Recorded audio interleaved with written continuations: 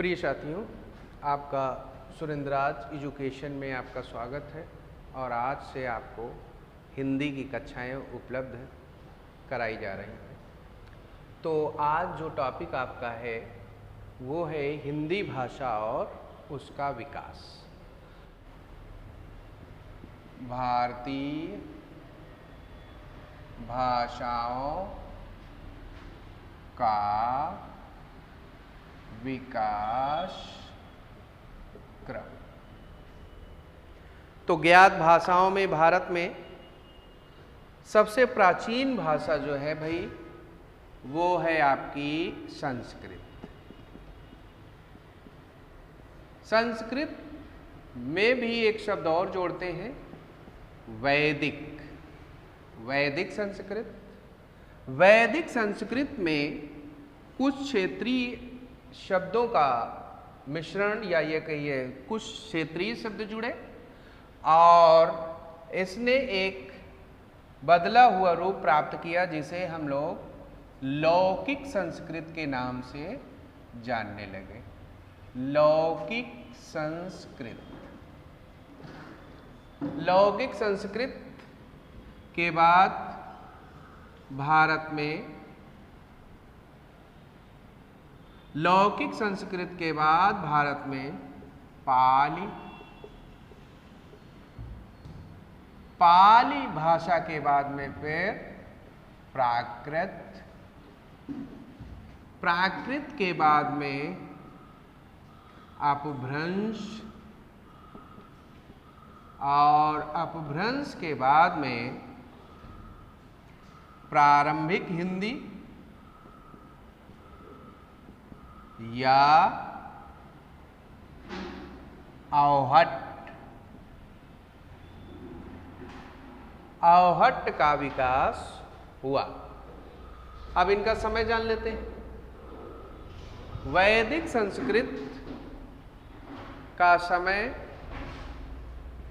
1500 ईस्वी पूर्व से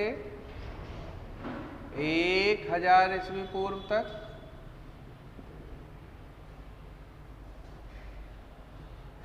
लौकिक संस्कृत का समय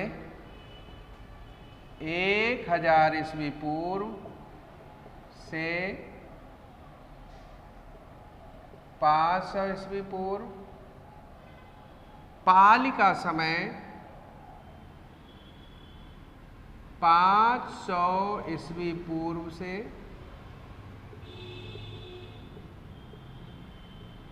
1st सदी।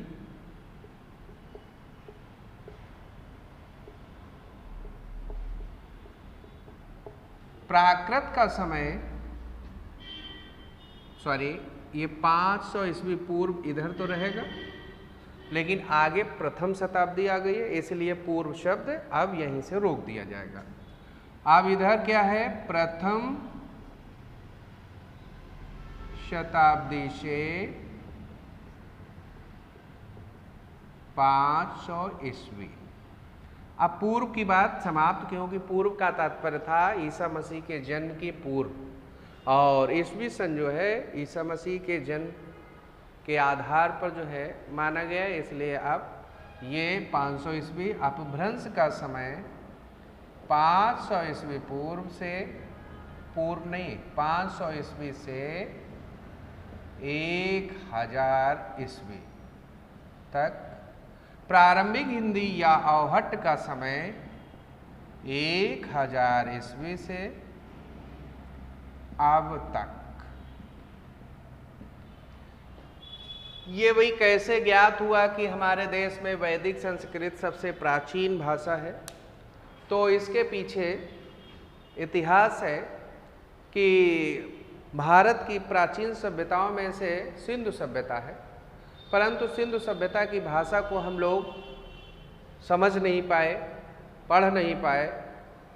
तो जो ज्ञात भाषाओं में से बात की जा रही उसमें जो है आपकी वैदिक संस्कृत की बात की जा रही है। और स्रोत या सोर्स क्या है हमारा, तो इसमें वेदों की रचना हुई। वेद कितने हैं भाई?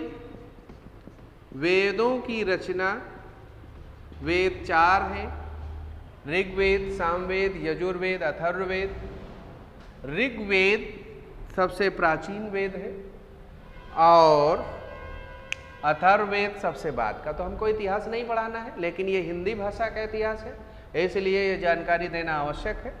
वेदों की रचना, ऐसा कहा जाता है कि ये देववाणी है, इसके कोई रचनाकार नहीं है, लेकिन इसके संकलनकर्ता या संपादनकर्ता अवश्य आपके हैं, जिन्हें महर्षि कृष्ण द्वैपायन वेदव्यास के नाम से जाना जाता है। और इन्होंने इन वेदों का संकलन किया है, न कि जो है इनको लिखा है। तो अब आगे हम लोग बढ़ते हैं लौकिक संस्कृत की ओर। लौकिक संस्कृत में हमारे दो प्राचीन ग्रंथ, बड़े ही चर्चित ग्रंथ पाए गए हैं, और उसमें से एक है रामायण और दूसरा है महाभारत। साथियों, महाभारत का पुराना नाम जय संहिता है। महाभारत के रचयिता अभी जो हमने बताया, अब यहां पर महाभारत के रचयिता की बात की जाएगी, और वेदों के मामले में संकलनकर्ता या संपादनकर्ता की बात की जाएगी। तो आपने देखा महाभारत के रचयिता फिर वही नाम लिया जाएगा, महर्षि कृष्ण द्वैपायन वेदव्यास है। अब अंतर आप ये प्रश्न कर सकते हो कि भाई ये क्या वही व्यक्ति हैं जो, तो हाँ, इसके रचयिता हैं और इसके संकलनकर्ता हैं। ये बात अब आपको स्पष्ट हो जानी चाहिए। रामायण के रचयिता, रचयिता का मतलब स्वयं लिखने वाला कहलाता है, स्वयं उसने उसको रचा है, लिखा है। और संकलनकर्ता का मतलब पहले से कुछ सामग्री उपलब्ध थी और उसको इकट्ठा करके छपवा देना या उसको लिख डालना, ये होता है दोनों में अंतर। रामायण के रचयिता वाल्मीकि हैं भाई।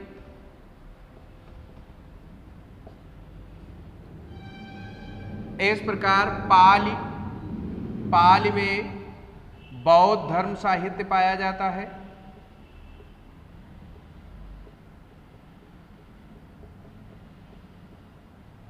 और प्राकृत में जैन धर्म साहित्य पाया जाता है।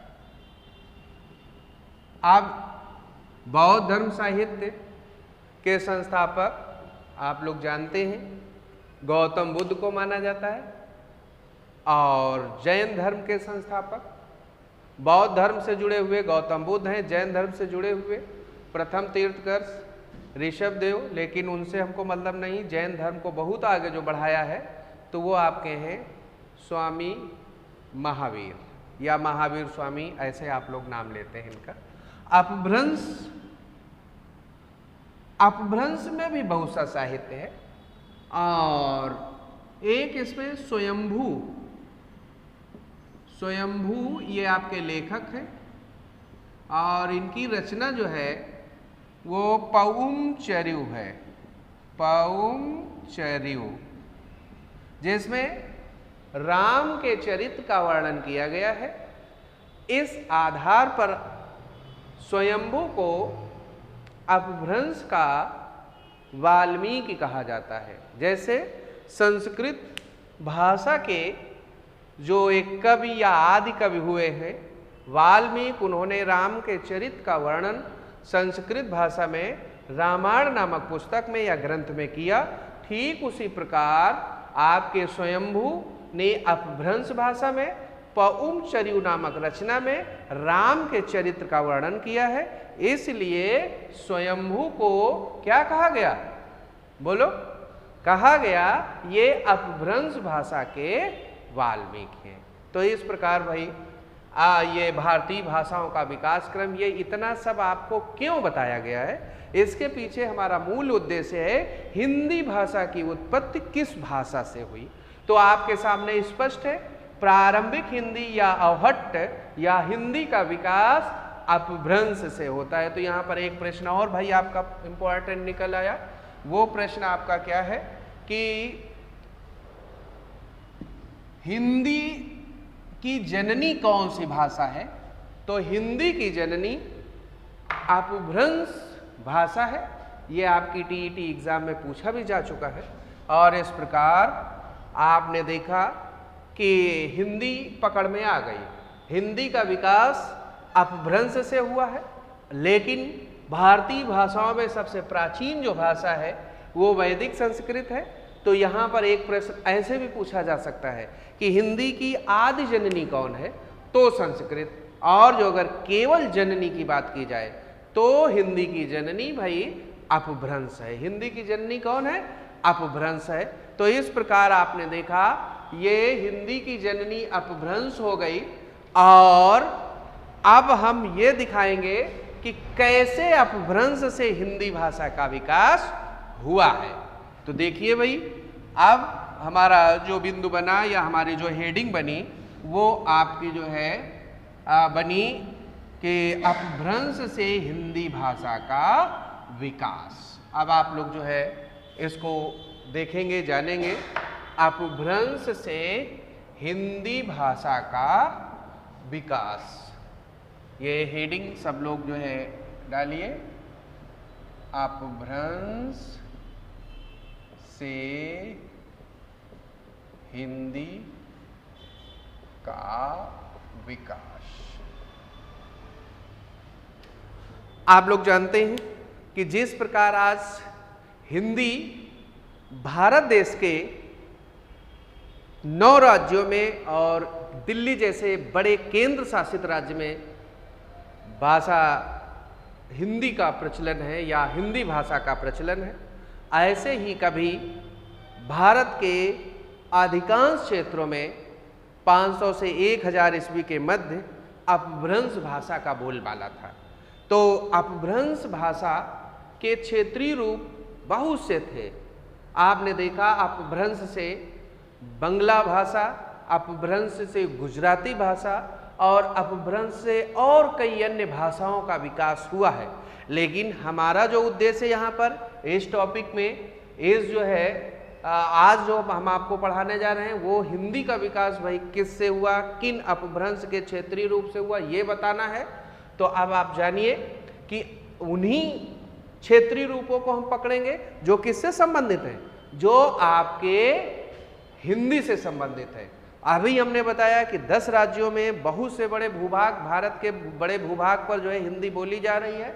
ऐसे ही कभी अपभ्रंश भी बोली जाती थी। तो देखिए, पहले हम अपभ्रंश के क्षेत्रीय रूप आपको बताने जा रहे हैं।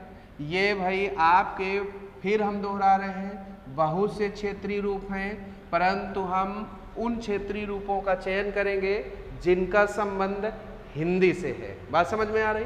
आप देखिए भाई, इसमें पहला पार्ट ले लेते हैं, शौर सेनी अपभ्रंश। शौर सेनी अपभ्रंश। दूसरा है अर्ध मागधी अपभ्रंश और फिर मागधी अपभ्रंश। फिर है खस अपभ्रंश। तो देखिए भाई, शौर सेनी अपभ्रंश ये अपभ्रंश का एक क्षेत्रीय रूप है। उसी प्रकार अर्धमागधी भी है, मागधी भी है और खस भी है। अब शौर सेनी अपभ्रंश से 2 क्षेत्रीय रूप इसके जो है देखने को आपको मिल जाएंगे। पहला है इसका पश्चिमी हिंदी, दूसरा पार्ट है इसका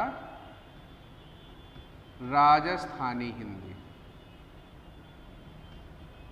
अर्धमागधी अपभ्रंश के अर्धमागधी अपभ्रंश से जो हिंदी का क्षेत्रीय रूप विकसित हुआ उसे हम बोलते हैं पूर्वी हिंदी।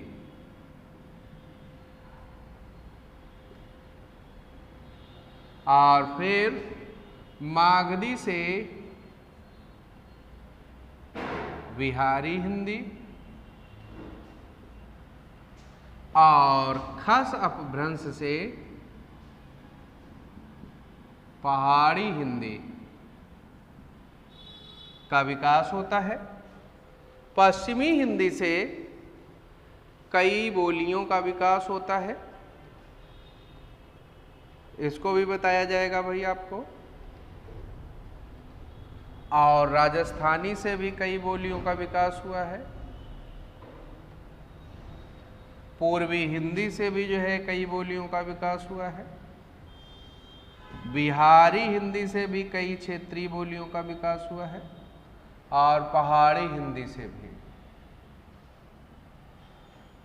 अब आप जो है इस तरह ये जान चुके हैं कि पश्चिमी हिंदी के अंतर्गत आने वाली जो आपकी बोलियां हैं वो पहला है, इसमें पहली है बोली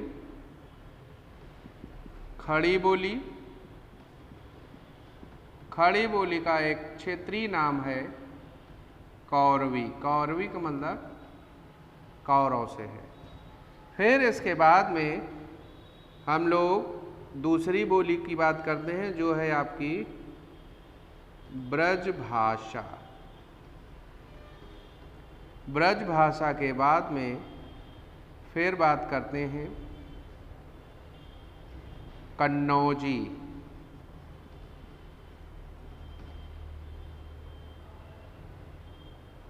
और कन्नौजी के बाद में फिर बुंदेली और फिर अंत में है हरियाणवी। हरियाणवी का दूसरा नाम भाई बांगरू है। हरियाणवी का दूसरा नाम बांगरू है। आप राजस्थानी के क्षेत्रीय रूप देख लीजिए, जयपुरी। जयपुरी के बाद में मारवाड़ी।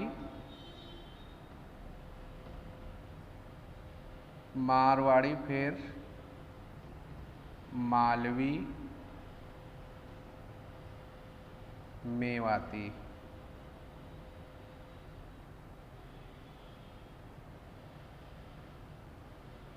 मालवी, जयपुरी, मारवाड़ी, मालवी और मेवाती। इस प्रकार ये आपके क्षेत्रीय रूप हो गए। अब इसके बाद में अगला देखिए भाई, पूर्वी हिंदी के अंतर्गत जो आपकी बोलियां हैं उसको जानिए। भोजपुरी। भोजपुरी के बाद में दूसरा है, पूर्वी में भोजपुरी नहीं आएगी, ये बिहारी की होती है। इसको आप फिर से सुने। पूर्वी हिंदी के अंतर्गत पहला पार्ट है अवधी। अवधी के बाद में है बघेली। बघेली के बाद में है आपकी छत्तीसगढ़ी।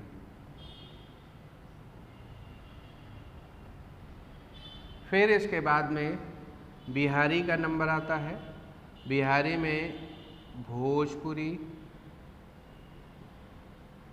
भोजपुरी के बाद में है आपकी मगही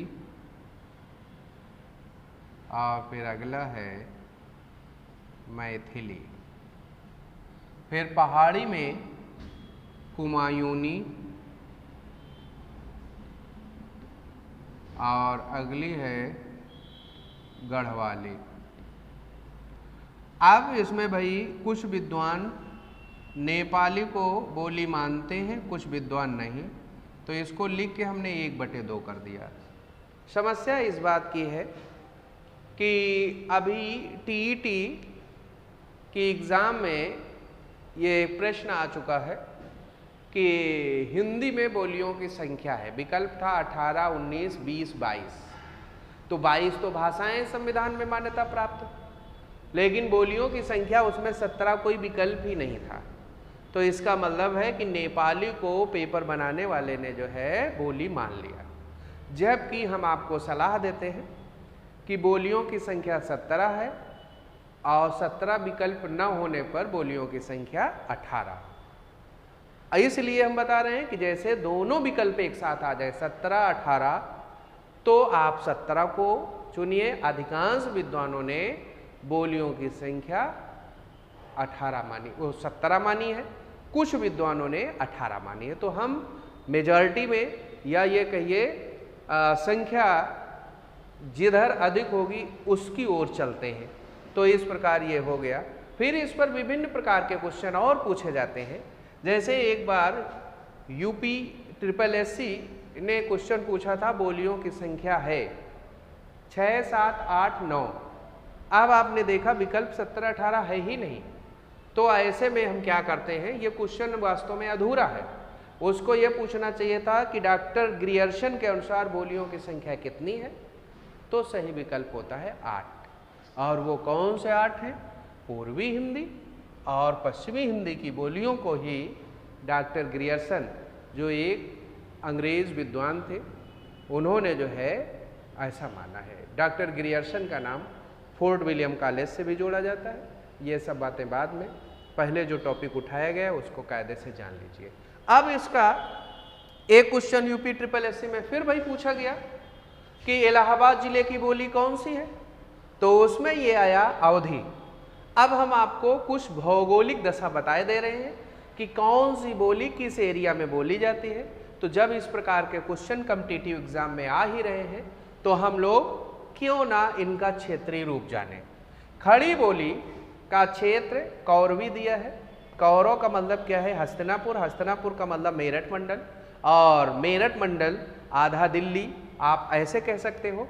मेरठ, गाजियाबाद, हापुड़, बुलंदशहर और सहारनपुर, और चले आते हैं हम लोग नोएडा या ग्रेटर नोएडा, जो भी आप कहें, उसी को गौतम बुद्ध नगर भी कहते हैं। और दिल्ली का वह भाग जो यूपी से सटा हुआ है, इन क्षेत्रों की बोली जो आपकी क्या है, और अलीगढ़ तक है खड़ी बोली का प्रभाव। फिर उसके बाद हम लोग थोड़ा सा टर्न लेते हैं, आगरा मंडल की ओर जाते हैं। तो आगरा, मथुरा, हाथरस, फिरोजाबाद, सिकोहाबाद, कासगंज, इन क्षेत्रों की बोली, जिसे हम एटा कहते हैं, एटा और कासगंज मेरे जहाँ तक अनुमान है कि एक ही चीज़ है। ब्रज भाषा वहाँ की बोली है।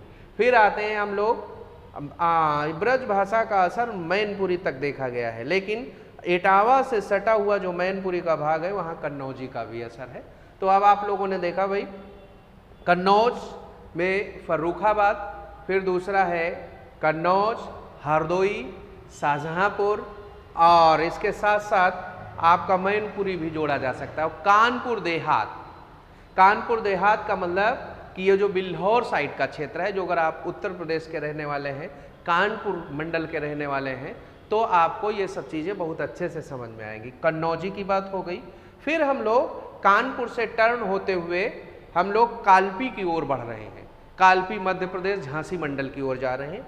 तो आप यहाँ बुंदेली का क्षेत्र देख लीजिए, झांसी, महोबा, उरई, जालौन, और आपका ये आपका एक क्षेत्र ग्वालियर। ग्वालियर भले को मध्य प्रदेश में हो, लेकिन भाषा के आधार पर वहाँ की बोली जो है वो क्या है? बुंदेली है। याद रखना है आपको। बुंदेली के अंतर्गत 2 उप बोलियाँ, वो एक और उप बोली भी आती है।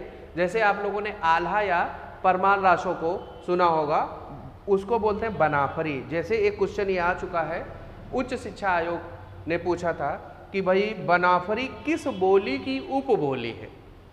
तो बुंदेली की है। तो इतना गहराई में नॉर्मल एग्जामों में नहीं पूछा जाता है, ये तो फिर नेट JRF और उच्च शिक्षा प्रोफेसर की भर्तियों में पूछा जाता है। जितना आपको दिया जा रहा है पर्याप्त है, कायदे से एक बार पढ़ लीजिए, सब समझ में आ जाएगा।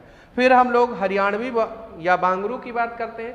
आ गए फिर से दिल्ली का वह भाग जो हरियाणा से सटा हुआ है। तो आधा दिल्ली और कह सकते हैं हरियाणा क्षेत्र की जो बोली है वो है आपकी हरियाणवी या बांगरू। तो ये भौगोलिक स्थिति पर कुछ भी क्वेश्चन आएंगे तो आपके आराम से हो जाएंगे। फिर जयपुरी, जयपुरी ये जो आपके राजस्थान और अजमेर, राजस्थान की राजधानी जयपुर और अजमेर क्षेत्र की बोली क्या है? जयपुरी है। मारवाड़ एक क्षेत्र है और वहाँ की बोली मारवाड़ी है।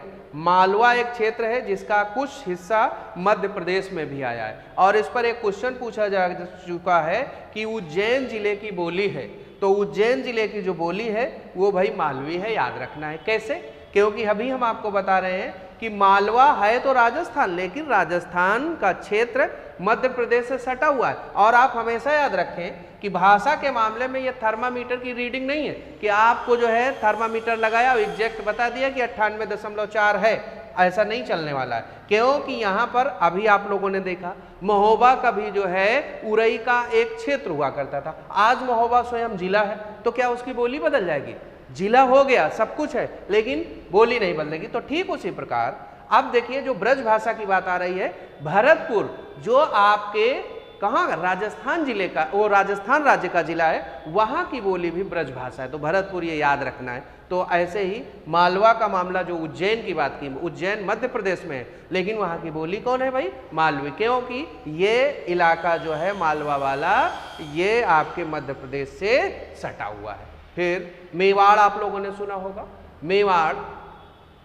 मेवाड़ क्षेत्र की बोली जो है वो क्या है? मेवाती है। अब इस प्रकार ये जो है राजस्थानी बोली की बात हो गई। अब यहाँ पर एक चीज और देख लीजिए कि ये जो जयपुरी है इसको क्षेत्रीय रूप में ढूंढाड़ी भी बोलते हैं, याद रखना है भाई, क्या बोलते हैं? ढूंढाड़ी, ढूंढाड़ी,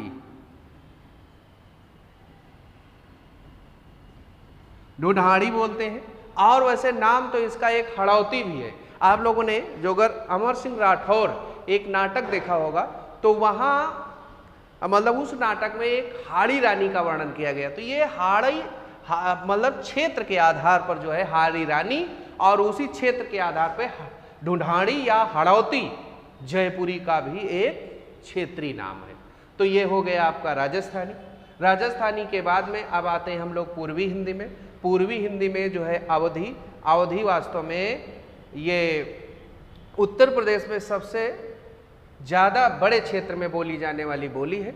लेकिन अब आपको यहाँ पर बताते चलें, जो अगर विश्व लेवल से पूछा जाए तो सबसे ज़्यादा कौन सी बोली बोली जाती है, तो बेहिचक आप इसको कहेंगे भोजपुरी को। लेकिन जो अगर ये कह दिया जाए लिखित रूप में या भारत में सबसे अधिक कौन सी बोली बोली जाती है, तो भाई ये खड़ी बोली होगी, क्योंकि आज संविधान में जो मानक हिंदी का स्वरूप है वो खड़ी बोली का ही विकसित रूप है। तो भारत में सबसे अधिक बोली जाने वाली बोली खड़ी बोली, और विश्व लेवल से बोली जाने वाली सबसे अधिक बोली भोजपुरी। अब आप कैसे कहेंगे? ये तो आप अजीब सी बात बता रहे। नहीं, अजीब नहीं, इसका कारण समझ लीजिए।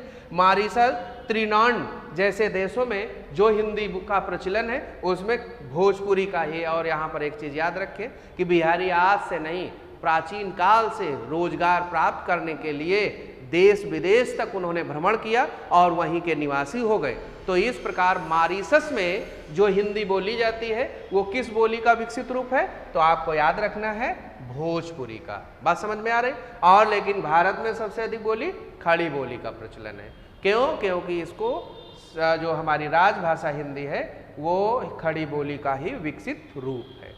चलिए भाई, अब अवधी की क्षेत्र सुन लीजिए। अवधी, अवध प्रांत के नाम से इसे अवधी कहा गया। अवधी में सबसे पहले हम लखनऊ को, लखनऊ से सटा हुआ सीतापुर और आपका बाराबंकी है, फिर लखनऊ से सटा हुआ उन्नाव, रायबरेली, रायबरेली के बाद में फिर अगला जो है आपने देखा कि ये फैज़ाबाद, जिसे अब आजकल अयोध्या कहते हैं, फिर अंबेडकर नगर, सुल्तानपुर, प्रतापगढ़, इलाहाबाद और जौनपुर का वह इलाका जो इलाहाबाद से सटा हुआ है, वहाँ की बोली जो है क्या है? अवधी है। लेकिन जौनपुर को हम भोजपुरी में भी डाल देते हैं, क्योंकि जौनपुर आपके बनारस से भी उसका एक हिस्सा सटा हुआ है। जैसे आप लोगों ने एक नदिया के पार फिल्म देखी होगी जो जौनपुर से जो है क्या है बनी, और उसको हम भोजपुरी फिल्म मानते हैं, लेकिन वास्तव में वो इतनी मजबूत भोजपुरी नहीं है जितनी वास्तव में भोजपुरी होनी चाहिए। तो भाई इस प्रकार अवधी का क्षेत्र देखा आपने बहुत बड़ा। और फिर बघेली की बात करते हैं। बघेली बोली जो है ये मध्य प्रदेश के बहुत से बड़े क्षेत्र की बोली है, और छत्तीसगढ़ी कुछ बताने की ज़रूरत नहीं है, क्योंकि मध्य प्रदेश से अलग किया हुआ इलाका आपका कौन सा पड़ता है? मध्य प्रदेश से अलग किया हुआ इलाका छत्तीसगढ़ है, जो आज एक राज्य बन चुका है। और छत्तीसगढ़ राज्य की बोली जो है वो क्या है? छत्तीसगढ़। ये आपको याद होना चाहिए। छत्तीसगढ़ में एक नंदगांव क्षेत्र है और नंदगांव, प्रश्न ये आ चुका है उच्च शिक्षा में कि नंदगांव की बोली है। अब आप लोग कंफ्यूज हो जाते हैं, जो अगर उसमें ये आपका दे दे ब्रज भाषा तो पहले नंबर पे टिक करेंगे, लेकिन नहीं, आयोग ने अच्छा काम इसलिए किया कि उसने ब्रज भाषा विकल्प ही नहीं दिया, छत्तीसगढ़ी, बघेली, अवधी और एक मालवी करके डाल दिया। तो इस प्रकार जो है सही क्या हुआ, छत्तीसगढ़ी। तो भाई आप लोग एक नाम से, जैसे आप लोगों ने देखा होगा लखीमपुर जिले की बोली जो है आपकी क्या है, अवधी है, लेकिन लखीमपुर जिला एक असम में भी पाया जाता है, तो वहाँ हिंदी का दूर दूर तक नाता नहीं है। तो लखीमपुर जिला जो आपका छूट रहा था इसी बहाने आ भी गया। लखीमपुर जिले की बोली क्या हो गई, अवधी हो गई। तो पूर्वी हिंदी को हम लोग समाप्त करके अब हम लोग आते हैं बिहारी हिंदी। बिहारी हिंदी भोजपुरी, भोजपुरी बिहारी के अंतर्गत है, लेकिन ये जो उत्तर प्रदेश का जो पूर्वांचल क्षेत्र कहलाता है वहाँ की बोली जो है क्या है, भोजपुरी है। जैसे आप लोगों ने देखा कि हम जैसे ही बनारस पहुँचते हैं इलाहाबाद को क्रॉस करते हुए या इलाहाबाद क्षेत्र की सीमा को हटाते हुए, तो बनारस से सटा हुआ चंदौली है, फिर आपका गाजीपुर, गाजीपुर के बाद में मऊ, आजमगढ़, गोरखपुर, बस्ती, बलिया, देवरिया और भोजपुर। जो भोजपुर दो शहर हैं, कस्बा टाइप के हैं, छोटा भोजपुर और बड़ा भोजपुर। इन क्षेत्रों की बोली जो आपकी क्या है, भोजपुरी है। फिर हम लोग चलते हैं मगही। मगही, अब जो अगर आपको इतिहास आती है तो मगध, आप 16 महाजनपदों में मगध का वर्णन पढ़ा होगा। मगही बोली जो है वो मगध 16 महाजनपदों में है। मगध के ही वंशज जो थे आपके जो है अशोक, और अशोक ने जो है पाटिल ग्राम की स्थापना की, और पाटिल ग्राम को पहले पाटिल पुत्र कहा गया और अब उसको पटना कहा जाता है। तो इतना बताने से अब आप कभी नहीं भूलेंगे, मगही मतलब पटना के आसपास, पटना जो है बिहार की राजधानी है, पटना के आसपास बोली जाने वाली बोली आपकी मगही है। जैसे हजारीबाग भले को दूसरे राज्य से मतलब जो है सटा हुआ है, लेकिन वहाँ की भी मगही है। मैथिली बिहार का वह इलाका जो आपके नेपाल से सटा हुआ है, वहाँ की बोली जो है मैथिली है। कौन सी बोली है, मैथिली है। मैथिल कोकिल के नाम से कौन जाना जाता है, ये प्रश्न एक यहाँ पर बहुत इंटरेस्टेड है, इसको भी जानिए। मैथिल कोकिल के नाम से आपके विद्यापति जाने जाते हैं। कौन से विद्यापति। अब पहाड़ी हिंदी में आ जाइए, कुमायूं, ये उत्तराखंड का क्षेत्र है। उत्तराखंड की बोली जो है आपकी क्या है, कुमायूनी है। और गढ़वाल, पौड़ी गढ़वाल आप सुने होंगे, या आप ऐसे समझिए कि उत्तराखंड का भी ये भी एक क्षेत्र है जहाँ की बोली क्या, गढ़वाली है। कुमायूं क्षेत्र, कुमायूं क्षेत्र के एक बहुत बड़े हिंदी विद्वान हुए हैं जिन्हें हम प्रकृति का सुकुमार कवि कहते हैं, अर्थात जिनका नाम सुमित्रानंदन पंत है। और इस प्रकार नेपाली पर भाई हम अभी बता चुके हैं कि क्या है, विवाद है, कुछ विद्वान मानते हैं और कुछ नहीं मानते हैं। तो विकल्प पर डिपेंड करता है, यदि विकल्प 18 और 17 दोनों है तो 17 लगाना है, और 17 नहीं है, जो टीईटी का हमने एक उदाहरण दिया था, तो 18 ही लगाना है। ये इस प्रकार जो है ये आपकी जो है हिंदी भाषा का विकास, उसकी उपभाषाएं और बोलियों की बात हुई। अब एक और इसी से जुड़ी हुई मतलब जो है इंटरेस्टेड बात है कि हिंदी शब्द पर अब हम लोग थोड़ी सी डिस्कशन कर लेते हैं। आप जो है इसका विस्तृत जानकारी ले लेते हैं। तो भाई आप लोग जो है ध्यान से सुने, हिंदी शब्द जो है वो आर्यों के द्वारा निवासियों के लिए प्रयुक्त किया गया। किसके लिए, आर्यों के द्वारा निवासियों के लिए प्रयुक्त किया गया। हिंदी शब्द फारसी भाषा का शब्द है, ये भी क्वेश्चन पूछा गया है। फारसी नहीं होगा तो वहाँ पर लिखा होगा ईरानी भाषा का शब्द है। ईरानी, फारसी कहाँ चलती है, ईरान में चलती है। तो इस प्रकार ईरानी भाषा या फारसी भाषा का शब्द है। और निवासियों के लिए आर्यों ने हिंदी भाषा का प्रयोग किया है। अब प्रश्न ये उठता है कि भाई हिंदी भाषा के लिए हिंदी शब्द का प्रयोग किसने किया, तो ये एक तुर्की मुस्लिम था अल-बरूनी, जिसने अपनी पुस्तक तहकीके हिंद में वर्णन किया है कि भारतीयों की भाषा हिंदी। और अल-बरूनी के बारे में थोड़ा सा जान लीजिए। जो गजनी के साथ आया था। गजनी वही महमूद गजनवी, और ऐसा माना जाता है उसने भारत पर 17 बार आक्रमण किया। हमको आक्रमण और इतिहास तो पढ़ाना नहीं, हमको हिंदी का इतिहास बताना था, इसलिए 3 प्रश्न यहाँ से बनते हैं। हिंदी शब्द का प्रयोग सबसे पहले किसने किया? आर्यों ने। किसके लिए किया? निवासियों के लिए किया। हिंदी किस भाषा का शब्द है? तो फारसी भाषा का शब्द है। और इसके अलावा जो है हिंदी शब्द का प्रयोग भाषा के लिए सबसे पहले किसने किया? तो हिंदी शब्द का भाषा के लिए प्रयोग सबसे पहले अल-बरूनी ने किया, जो एक तुर्की मुस्लिम था। आज का विषय यहीं तक, शेष अगले टर्म पर। धन्यवाद।